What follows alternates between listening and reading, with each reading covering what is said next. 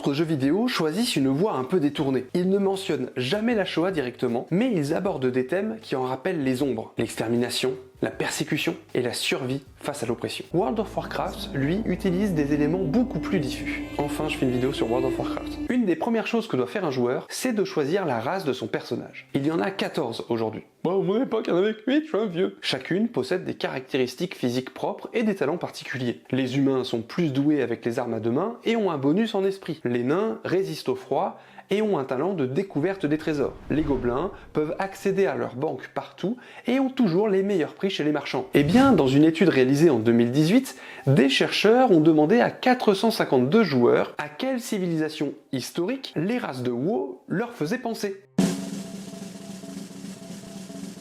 Résultat, 25,9% des joueurs pensent que les gobelins sont juifs.